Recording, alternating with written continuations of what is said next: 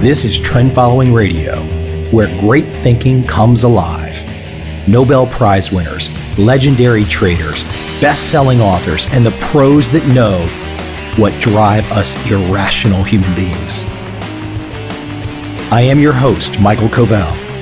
Not filtered, raw, honest. That's my passion.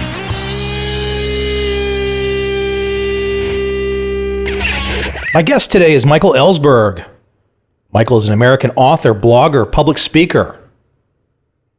One of his first books, The Education of Millionaires, It's Not What You Think and It's Not Too Late, really makes you ponder the notion of higher education. I should interject before I talk about our conversation today. I met Michael for the first time, the only time, summer 2011, Napa Valley at a Tim Ferriss conference. That Tim Ferriss conference for me has turned out to be quite fortuitous because so many people that have appeared on this podcast I actually met there. Such a small world. Just love that.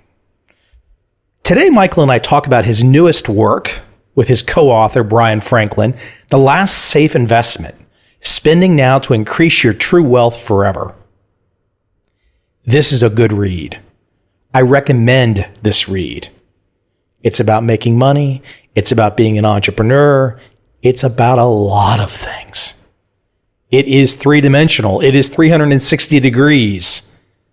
There's no list of 7 things to follow. Just very good insights that you can apply today.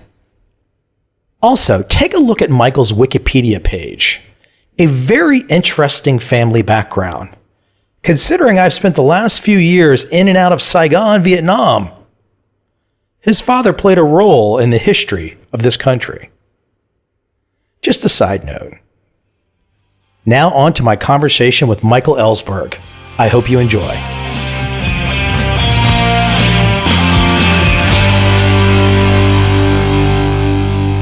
The interesting thing that I've done in this podcast is I have my life expertise, so to speak, but then I do this podcast where I bring on people with all different walks, from all different walks of life and different experiences, and I literally put my Charlie Rose hat on at that moment in time.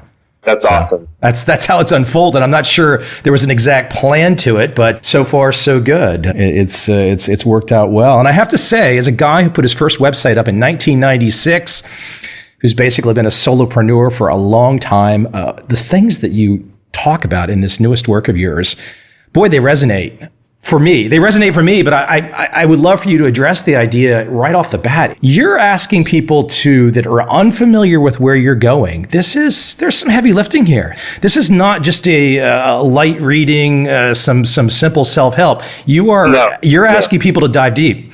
Yeah, we're asking people to completely rewire the way they think about money. And so I wasn't up to the task alone myself. I mean, that's why I need to bring up Brian also, because I need some extra firepower because we're making a big argument. I read a lot of business books and a lot of marketing books, and most of them are what I call like the 7 tips variety, like 7 tips to increase your, email list, 7 tips to improve your sales performance. And those are fine. You can actually learn things from those. But we wanted to completely rewrite the script on how people think on the most basic level about money and investing. Let's talk about that script for 1 second. Let me just broadly describe it. I mean, it's the get a job for hopefully a successful, stable company, buy a house, get a mortgage, buy a car, but not with cash, on debt, and then start running this system. Some children will come, college debt will come, and this thing just wash, rinse, repeat for generations. That's exactly right. One of the key aspects of that plan is that money is completely separate from the rest of your life. So you're supposed to go to your job. You might not even like your job. In fact, you probably hate it. And you go to your job, you earn money. You try to save as much as you can. This is like the gospel of the current personal finance, regime. We call it the financial advice commonly delivered, or FUCT for short. The FACT plan says that you're supposed to scrimp and save your entire life. So the advice is, don't buy premium lattes, go drink Folgers at home in the morning instead. You clip coupons and comparison shop on the price of gasoline to get an extra 10 cents off per gallon. And if you do that, your whole life, don't take your sweetie out to dinner, cook at home and all this kind of stuff. And if you do that for decades, you'll save money, and then you put it in the markets, and they typically suggest investing in an index fund, and then you put it in the markets, and supposedly that's supposed to go up 7% per year, like clockwork. And then if you do that for 40 years, you'll have a nest egg, and then you can retire. And then you're close to death at that point in time, right? Yeah. Well, yeah. I mean, you're definitely not in your prime at that point anymore. There's so many problems with that model, and we could talk the whole. Yeah, let's tear apart some things. But first, I would love for you, because I think this is going to be one of the galvanizing kind of connections for you. You're an experienced guy, and I'm an experienced guy. And why don't you talk just broadly some of your background in the sense of you're here talking, I'm here talking to you because we both, on parallel different tracks of life, have sought out people, sought out others, gone to different experiences, and kind of brought these alternative ways of thinking into our minds. Talk about your life and how some of that's unfolded, because you come at this from a very different perspective than the average person. Yeah, and I follow the advice in this book. People say, well, what's your authority on this? And my authority is just that everything that is written, every page is something I've been doing for 10 years or more. The basic idea is that you should invest in making your life as awesome as you possibly can, and awesome in every realm, including your career, your finances, your health, your relationships, your sense of meaning and purpose, your creativity, your sex life, everything. Obviously, money has to be a part of this. I mean, this isn't like some hippie thing where we're just telling you to go join a commune or go, dance in the fields smelling the flowers all day long. It's really, money has to be a part of it. But our argument is that ultimately, what is the money for? I mean, there are some people who just want to win in the game of who has the most money. And those are, they exist. That's not really who our book is for. For most people, people want money for some reason. They want it because, we ask people, why do you want money? And typically the answer we get is some variation on happiness, freedom, and security. Those are like the three basic, like the primary colors that people want: happiness, freedom, and security. What we talk about is, well, if those are ultimately what you want, maybe you can get a discount on those things by not assuming that the way you're going to get them is purely by saving up and investing a bunch of money, and then you buy it, when you're 65, when you have this big nest egg. Because you could have happiness and security and freedom now if you invest in those things, if you create them now. Back to the question you asked, how does this play out in my life? Well, so I've always wanted to be a writer since I was 15. I grew up in a family of writers. My father is an author. My brother is an editor and author at a publishing house. My aunt is an author. I grew up, surrounded by books. So if there was ever, a kid who was going to be in an environment where he wanted to be an author, that was me. That was my dream. And, it's hard to make a living as a writer. As you're a writer. It's a dream that a lot of people have. Very few people even finish a book, let alone, make a living off of it. And I invested. I followed my own advice in my book. I put time, I put money.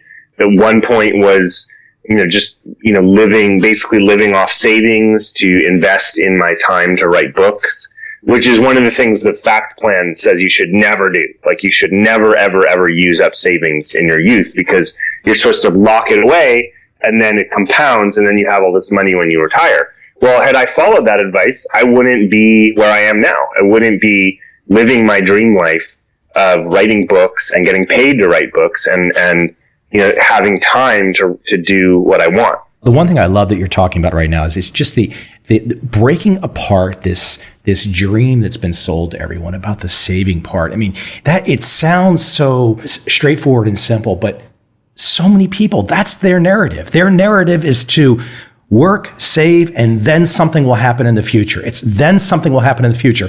To steal from some of the Zen writers like Alan Watts, the moment of now is completely forgotten. Yeah, the whole then something will happen in the future. Think about that for a minute. Most of the things that you value in life take a lot of time to develop.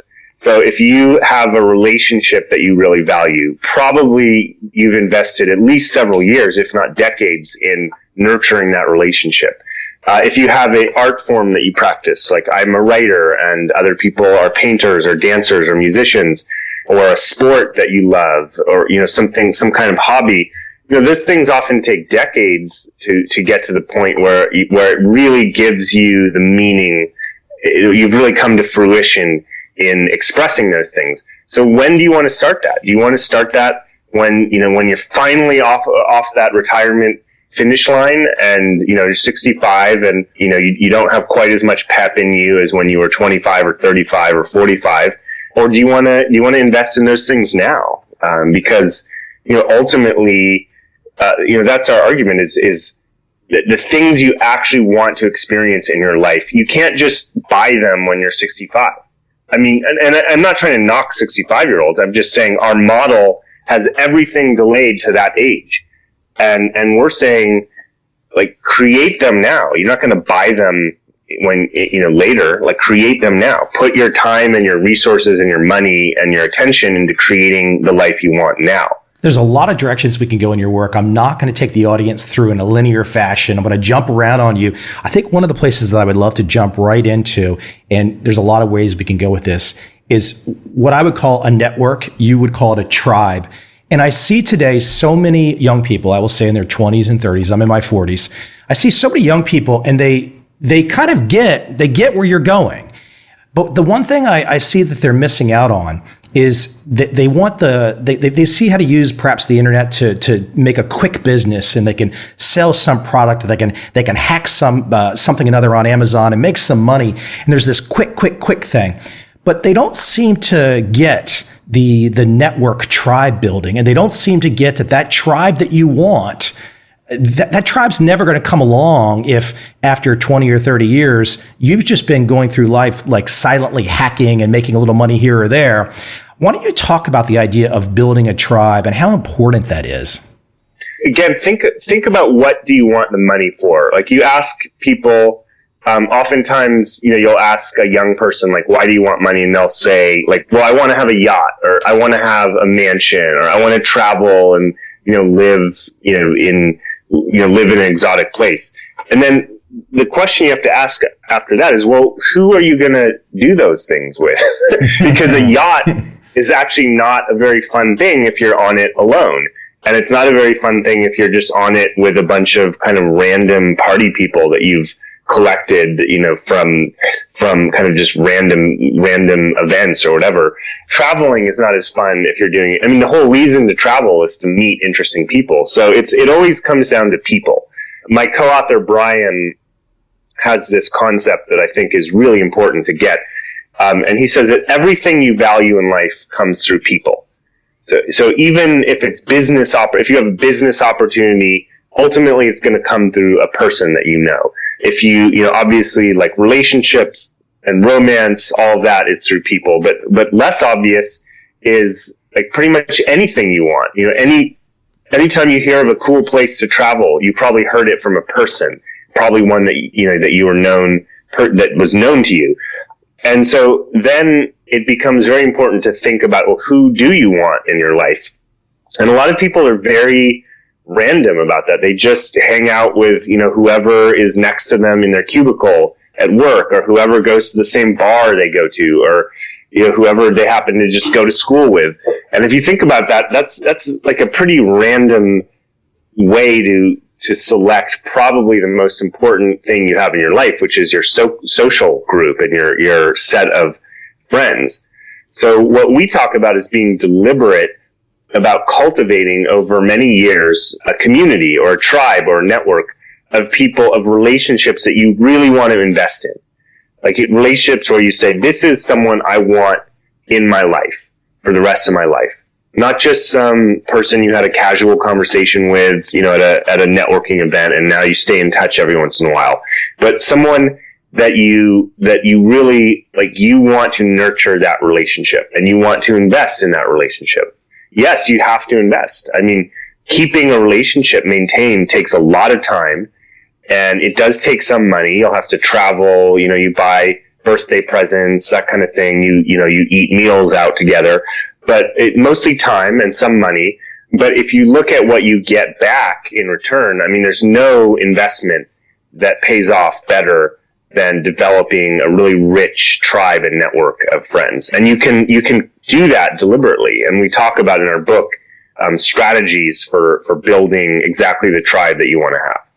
While we're talking about the tribe and social circles, networks, speak to, and here I am, I'm in a fairly large city today, and before I came here, I was in San Diego, but before that, about 8 to 10 years ago, I was in the suburbs. This is just my personal experience. It's a lot easier if you're in that development stage of life. If you're in the burbs and you're in a, kind of a track home, there's not saying there's anything wrong with track homes, but, to get those rich social circles really requires being in the presence of human beings. And I personally have found the suburbs very isolating. I don't know if you have any thoughts on the notion of how one should best go about bringing new people into their life. It's a little tricky. Yeah, I mean, if you look at the history of suburbs, they were designed for, young couples in a nuclear family where it was typically a husband and a wife and, 2 or 3 kids, and they have their own single family home.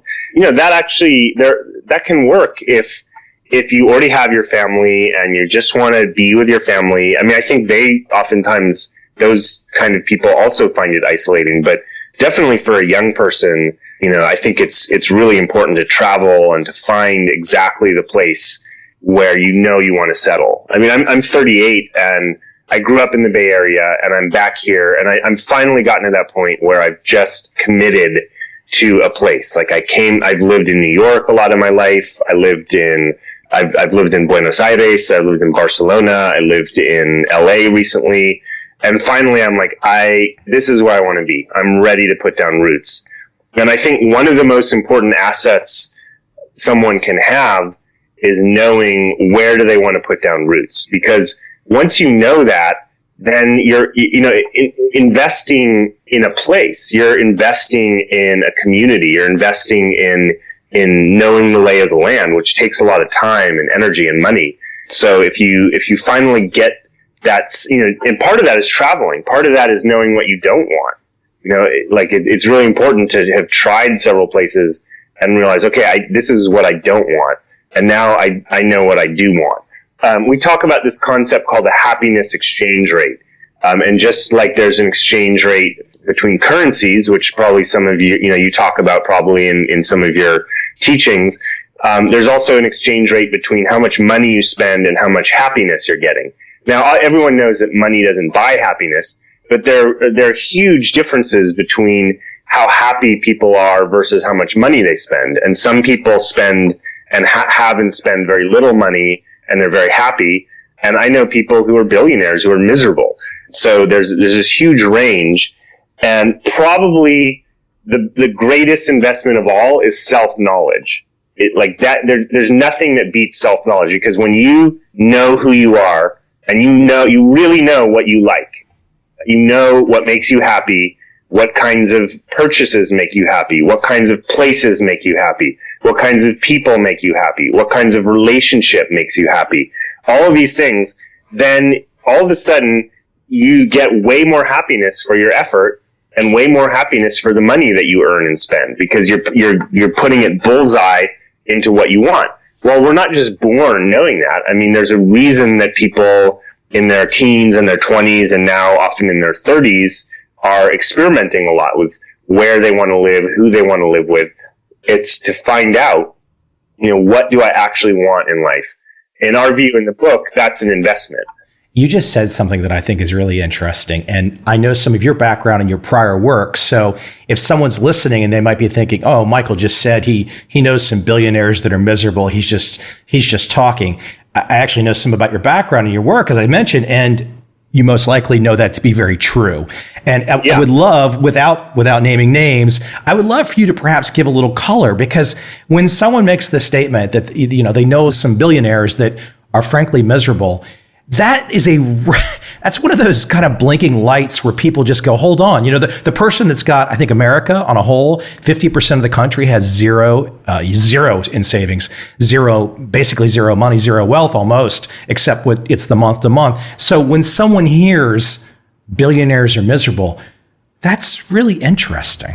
Yeah. One of my mentors, a guy named Victor Cheng, who was at the Kimono event also, he has this great phrase. He says, money solves money problems. So if you have a problem paying rent, money's going to solve that problem. If you have a problem, with your car breaks down and you don't have enough money to fix it, money's going to solve that problem. But you got to realize not all problems are money problems. And if someone thinks that every problem is fixable with money, they're deluded. Think about this. Everybody has relationship problems. I mean, not every single person, but there's no class of people, there's no wealth level, there's no race, there's no age that doesn't have relationship problems. For another example, like drug problems, rich people have a lot of drug problems, just like everybody, it's an equal opportunity, scourge for different kinds of people. So if you have a wealthy person who's in a nasty divorce, and they've got a drinking problem or a drug problem, and they feel meaningless in their life, like they don't know what their purpose is, which is another one that could strike anybody at any wealth level. And I've met these people. I mean, if you're going through a nasty divorce and you're addicted and you feel meaningless, you're going to feel that way whether you're a billionaire or whether you're on the street. Now, the only difference is that the billionaire has more options to kind of numb out their pain. They can buy more fancy vacations. They can buy better drugs and more drugs. They can buy sex, basically, whether it's directly or, just by sort of buying a social set. So there's way more ways to kind of numb out your pain. But I don't think ultimately we're here on the planet to numb out our pain. Ultimately, we want to integrate our experiences in such a way that we're learning from them and we're growing from them. And you could do that on any budget. And many people on a high budget don't do that. And they just, they're in basically the same emotional misery as somebody that isn't earning as much. There's fairly well established research now that says that up to $75,000 per year income in the United States, you do see gains to more money in happiness. So someone who earns 50,000 is happier than someone who earns 25. Someone who earns 75 is happier than someone who earns 50. After that, the marginal returns on happiness for additional money basically flatten out. There's, people who have $75 million are not much happier than people who earn $75,000. And you're right. There's a ton of research showing that the ultimate quest for money, you better be careful what you wish for, because you might not get it. One of the things that I love about in your work that you really focus in on, and I want you to explain this from your perspective from the top, is the notion of a super skill. And I know I would not be in the position I was in today if I did not really focus on, one or two kind of super skills. And I think sometimes today, young people and even older people don't realize how much benefit there is to having this domain expertise, and it doesn't come overnight. So totally. So let me distinguish between a super skill and what we call a market skill. So a market skill is any skill that you can sell directly. So that would be, for example, anything from plumbing to like manual labor type skills to being a psychotherapist to anything that's a career, computer programming.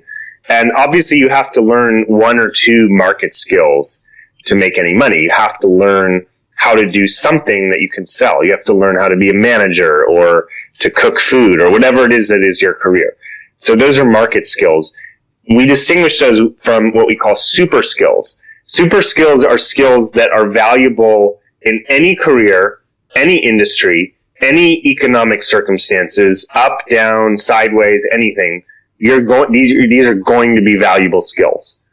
And we talk about four main types of super skills: interpersonal, creative, technical, and physical super skills. So just to break them down really quickly, interpersonal super skills are things like networking, sales and marketing skills, persuasion. Those things will be valuable no matter what. I mean, if you know how to sell, you will always find a way to make money, whatever industry you're in, whatever the market is doing. Same with marketing, same with networking. Those are always going to be valuable. Creative super skills is things like visioning. Another interpersonal super skill is leadership. If you learn how to be a leader, there's always demand for leaders, whatever the market is doing, whatever industry you're in. So creative super skills are things like visioning, writing. If you're an effective writer, you're going to be able to, find much more work and much more. You're going to be more valuable. You're going to be able to make your case for whatever you're doing much better. Improvising, like thinking on your feet. Just in general, people who are more creative are more valued in their workplace because they're coming up with ideas. They're the ones who are innovating and driving things forward. The other ones are technical super skills, which is basically like learning how to apply the scientific method, split testing, really being rational, critical thinking, and being rational and critical about and analytical about the work you're doing, and figuring out how to create systems and modeling things so that you really understand the essence of whatever it is you're up to. And again, critical thinking is always valuable and will always get you ahead no matter what career you're in. I have to add something here, and I want to read this directly from your work. It's so fabulous, and it's along the lines of talking about creativity, and I would love for you to comment on this. The belief that creativity is some unbridled expression of impulses captured in media like an emotional hissy fit in paint. Just slap some words together and you have a creative poem. Just throw some paint at a piece of paper or on the wall and you have a creative painting. Just do the opposite of what's expected and you have innovation. This is the creativity of everyone gets a gold star. And I guess where I'm taking this is that so many people want to be an entrepreneur. So many people want to write a book. But my gosh, it's my experience. So many people just talk about it. Totally. So what we're getting at with that quote you just read is that a lot of people are intimidated by the idea of creativity because they think, that you're just starting with a totally blank canvas and you've got to create something completely new. You've got to throw paint at a canvas and hope that some brilliant new thing comes out of it. The analogy we use, there's that phrase, that cliche, think outside the box. Well, okay, you don't want to think inside the box. You don't want to just follow what's already been done because then you're not creative. But you also, if you're like miles outside of the box, no one's going to know what the heck you're talking about. And you're just going to be kind of a maverick who's got this crazy idea and no one listens to. Now, every once in a while, someone's like that and they're like way, way, way ahead of the curve, and they kind of see some trend, decades or centuries even before anyone else sees it, and they're like the few creative geniuses that are lauded as being like way ahead of their time. But for most of us, our creativity needs to be outside the box, but not too far outside the box, because you want to lead people from where they are, and if they can't even understand what the hell you're thinking about or saying or doing because it's so radically different and new, you're probably not going to gain a followership. So you want to you always want to take something that's already working and then add a twist to it. You just take a twist, like Starbucks, they knew that people already drink coffee. That was obvious. And they just added a twist. Well, what if we made a really consistent, relatively high quality product that was consistent all over the place so people knew what they were getting? That was a twist right there. Or Apple, Apple, I guess at that time there weren't, people, they were way ahead of their time in terms of the personal computer, but they still they were kind of like, okay, well, we're going to create computers. We're just going to make them user friendly. Like that was their twist. That was the revolution. Like we're actually going to make computers that regular people can use. You don't have to be a techie to use our computers. So it's always like just finding that little twist instead of completely inventing something whole cloth new. What do you see in terms of the creative people that become highly accomplished? The highly accomplished creative people, they're doing something different. There's a different thought process. Talk about the highly accomplished in that sense. Well, one thing I want to preface before I answer that is that the different skills have kind of different levels of barrier to entry. Learning, physical skills, which I haven't talked about yet, is usually the easiest to do. And then technical actually is usually the next easiest. Interpersonal is like the third most difficult, and creative is the most difficult. And so people who are really earning their money from creativity, whether it's, artists or whatever that is. It could be an entrepreneur. It could be any creative person, any endeavor. For every, Nicholas Nassim Taleb talks about this in a book you referenced, The Black Swan, where, for every person who is making it as a rock star or an entrepreneur or a writer for that matter, there's like 1,000 people, waiting tables, wanting to be an entrepreneur, wanting to be a rock star. It's a little bit like winning the lottery. Not everyone is going to make it purely through their creativity, but even learning a little bit, like just adding more creative thinking into your life and adding it into some other skill that you have. Like, let's say you're a manager. Well, you're not making it as a rock star, but you could be a more creative manager. That will actually probably pay off quite a bit. So these super skills, you can always sprinkle them onto whatever it is you're already doing to just add super sauce. And one thing that one context I want to put it in is these super skills, they're all aimed at increasing your earning power. And that's one topic we haven't talked about yet is, it sounds like maybe we're just saying this sort of hippy dippy thing about like, invest, just to be happy. And yeah, we want you to be happy, but we also want you to be financially wealthy. The way to do that in our system is to invest in your earning power, because that, in our opinion, is where you're most likely going to get the biggest financial gains in your life. Talk about debt and leverage some, because it is so generally accepted to assume the mortgage, assume the car payment, assume the school payment. Those things are if you're spending your time trying to increase that earning power, and then you've got these three nooses around your neck, it's very difficult, isn't it? Yeah. Well, look at the two largest purchases that the average person is going to make is their education and their home. Now, both of these are highly leveraged in our system. The average debt that an American is taking on for education is like $27,000, or I think it's like $29,000 now. And there's people who are up to six figures in debt if they go to like elite, liberal arts schools. That's a lot of debt. $30,000 is a lot of debt for a 22-year-old to start their career with. And all of that debt goes to buy a credential that may or may not lead to anything valuable. That's what my last book, The Education of Millionaires, is all about.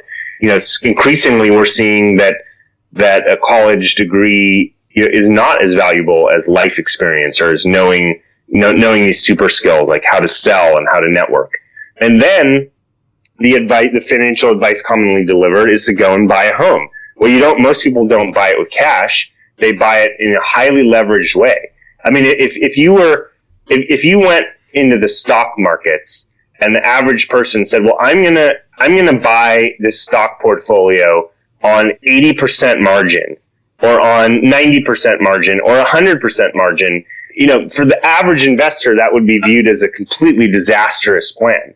Yet we tell everybody, every American, that's what you should be doing in the real estate market. You should buy this one home in this one neighborhood, in this one geographic area, and bet on the local economy, because that's essentially what you're doing when you buy a home, is you're betting on the local economy. Bet on the local economy with 80% leverage. And, that works really well when the market goes up. But as a lot of people learned in 2005, 2006, 2007, it works really badly when the market goes down. And there's people who are still digging themselves out from underwater homes who were making those bets, when the market was really high. And the policymakers, the leaders at the time were saying, don't worry, housing prices have never gone down. And then all of a sudden, Arizona, California, Vegas are down 80%, it's. Yeah, exactly. And and when you drop that much, I think people really need to consider this, whether it's, you've mentioned index funds, whether it's holding an index fund when the NASDAQ craters out in 2002, where stocks crater out in 2009. There's been a 15-year run of major swings up and down. And I think what I really like about your work right now is, even though, and stock markets are starting to drip a little bit down now, but for the last 5 or 6 years, it's almost like we're back to business as usual again. Just buy the house, buy the cars, and the media feeds us this whole narrative of like, hey, housing prices are going up. New car sales going up. And I'm thinking to myself, hold on, isn't this exactly what they were telling us in 2005? Yeah, it's insane. I just read that there's now a new form of these collateral debt obligations that's being created on Wall Street. The Wall Street, none of the players that created this whole financial crisis got reprimanded or got jail time or fined or anything like that. They actually got huge bonuses. The government bailed them out, and they got these huge bonuses somehow. And they're back to their old shenanigans. Those bailouts were one of the worst things that ever happened in the history of America. Yeah, it was just, especially given that it just allowed these people to keep doing what they were doing. Let me jump you into something that I think is really interesting, and I'm sure the audience hears it in your voice. I want to talk about kind of two things that are interrelated, but the notion of public speaking is something we're both having to do right now, and the idea of a clean communication style. And I have one sentence that I want to read from your work that I really liked. If you can't express your emotions, particularly anger, disappointment, jealousy, and sadness, without causing a tornado of drama around you, you're going to have difficulties finding people willing to share with you. Talk about public speaking. Talk about clear communication. So public speaking is a super skill. It's an interpersonal super skill. If you learn how to speak well in groups, you will always get ahead in your career. Because even if you're not going to be giving talks in front of large audiences like you and I do, you're going to be giving talks in front of a room full of your peers at work, or to your bosses, or to potential investors or customers or clients. Even if you don't interface with customers and clients, if you get anywhere within your organization, you're probably going to have to be pitching your ideas internally to your bosses and to other stakeholders in your organization. Public speaking is, incredibly valuable skill.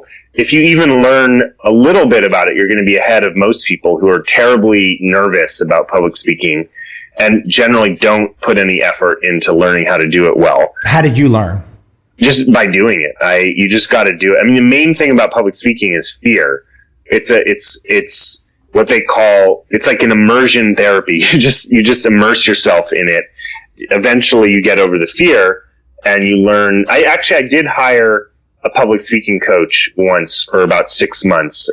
She showed me a lot of ways that I was still coming across really inauthentic. That was a great investment. And that gets to the second question, which is about communicating your emotions and learning to communicate about what's true for you.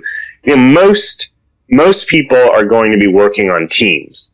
Whether you're an entrepreneur or you work in an office, the vast majority of people do not just work, from home in front of their own computer, completely self-contained. And so if you work in teams, if you've noticed, communication problems arise and people get angry and they get upset, and some people are really bad.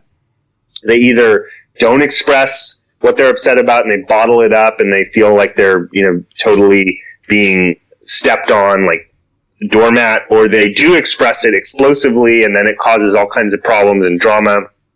Learning how to clearly communicate what is true for you, including the negative things, but to make it constructive so that ultimately there's a process of improvement and growth that comes from this, rather than more and more and more drama spreading around, is an incredibly good investment.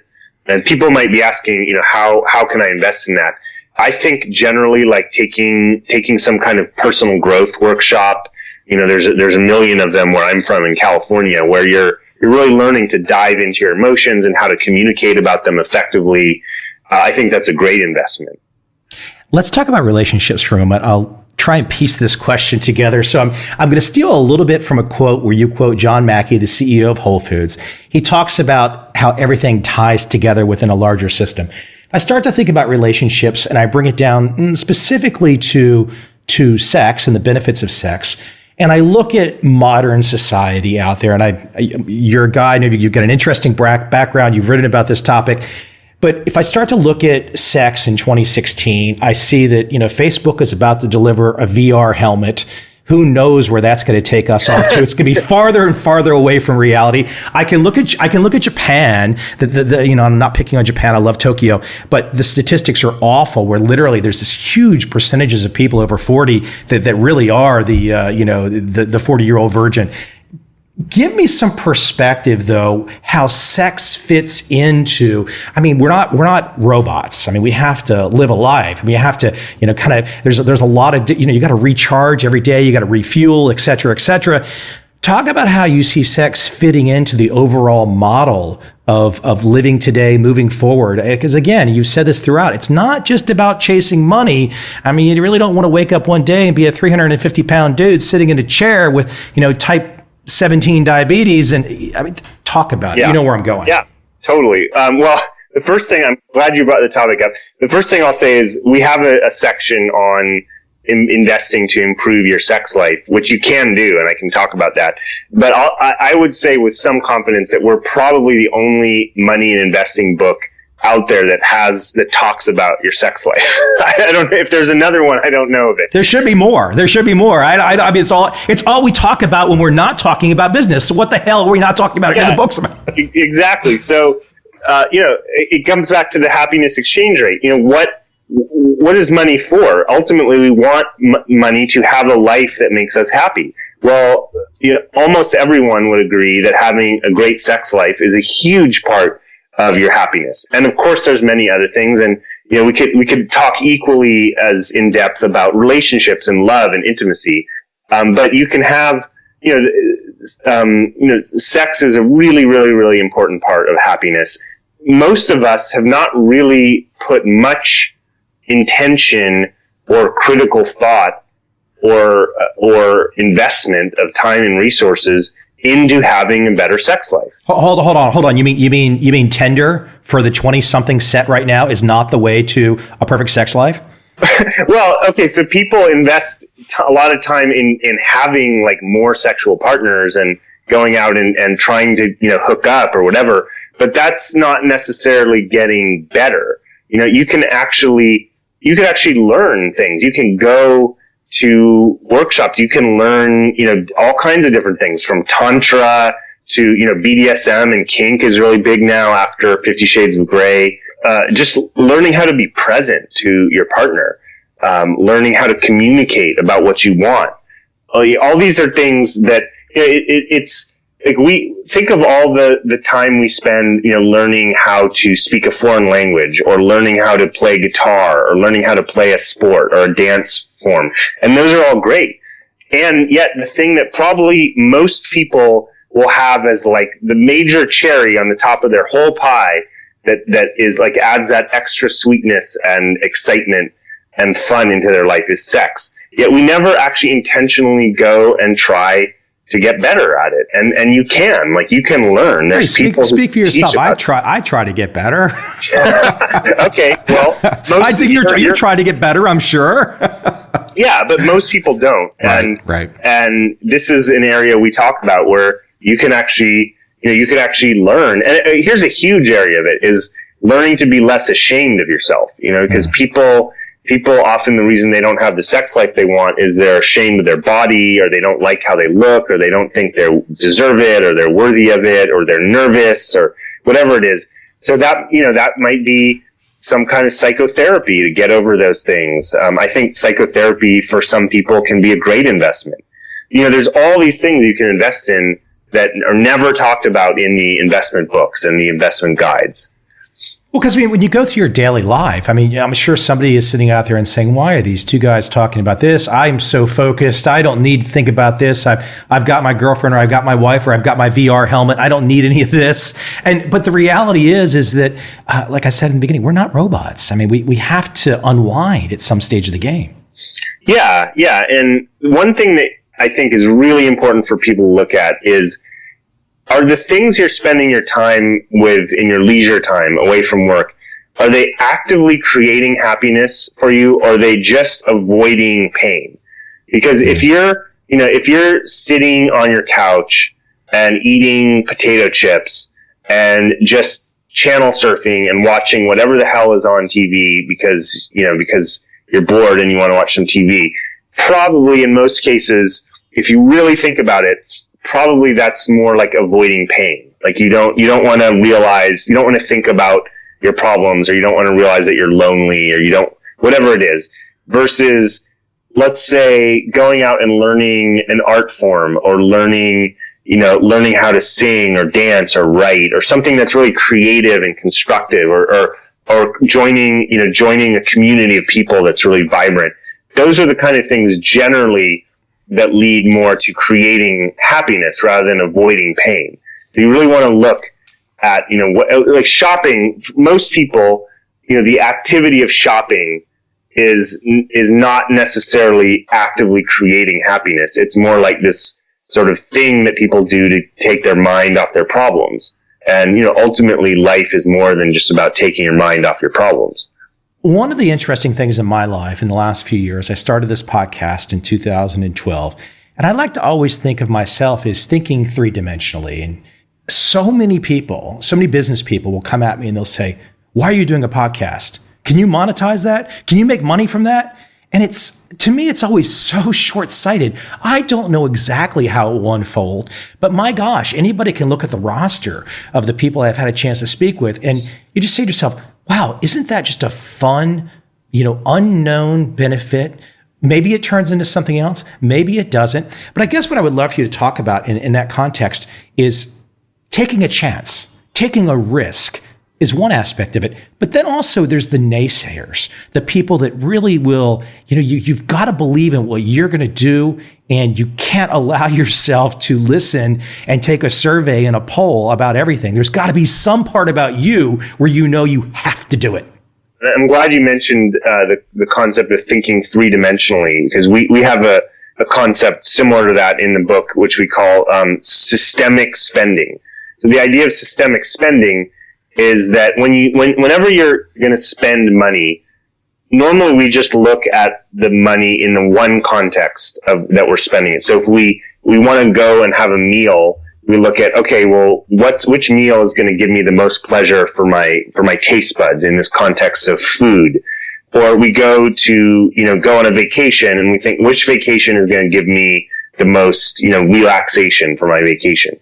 And what we advocate is a completely different way of thinking about spending, which we call systemic spending, which is to look at how each purchase impacts every other area of your life. So, the major areas that people care about are, career and finances, health, relationships, which includes friendships, family, romance, sex, all those things. Those are the three big areas, relationships, health, and money. And then there's all these subcategories in each one of those. So every time you spend money, we advocate that you look systemically, how does that expense impact every area of your life? And so in that case, let's say you're going to buy, a meal. You're not just looking at how the meal impacts your taste buds. You look, okay, well, how does this impact my health, my fitness? And how does my fitness impact my relationships? And how does my relationships impact my career and my earning power? And if you really look at it, you'll see that they're all interrelated. Like if you have bad health, you're probably going to earn less, and you're probably going to be less social because you're going to have less energy. And if you don't have good relationships, you'll also probably earn less and you'll be less happy. and you'll probably have worse health. And so all of these things fit together. The root of the word wealth is from a Middle English word that's it's pronounced wheel, W-E-I-L, I think it is, or W-E-A-L. And that means wellness. The root of the word wealth is not money, it's wellness. Now, money is part of wellness, but it's obviously not the whole. So when we spend money, we want to look at how it impacts everything. And our thesis is that when you do that, spending actually becomes investing. If you're lucky as an American, maybe you save $1,000, $2,000 a year. That's not a very big base from which to start investing. But let's say you make $65,000 after taxes. If you spend systemically, a large part of that spending is actually investment, because you're spending in getting your health better. You're spending in, improving your earning power. You're spending in improving your relationships. Those are all investments. So all of a sudden you have $65,000 a year to invest, not $2,000. It's kind of a clever way to get people to take a risk and take a chance they don't necessarily know what the exact benefit is going to be. But as you point out, if you've allowed yourself to spend 10 years at McDonald's and you've got yourself pushing 400 pounds, or you're a very fit 165-pound guy that walks in the room and everyone's like, wow, you don't necessarily know how that's going to unfold and who you're going to meet. But I will guarantee you in your life, you're going to meet much different people. Most of the benefits that come from social life are serendipitous. You can't know what's going to happen.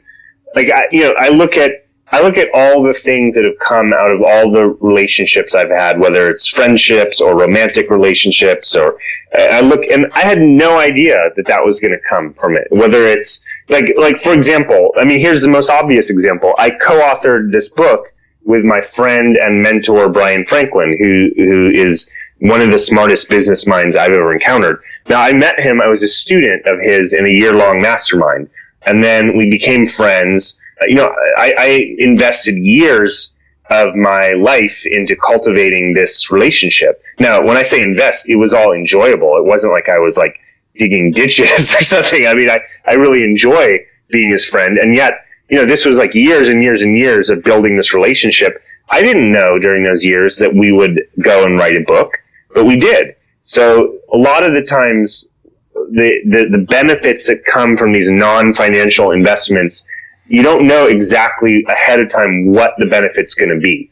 And so there's a little bit of a trust fall that you have to just trust that something good is going to come out of it, and you're not quite sure what. Many of the traders that I've had on my podcast early, before I went wider and started having, the Charlie Rose roster of guests, many of the traders that I had on, I met in 1995, 1996. And so I didn't start my podcast till 2012. That's a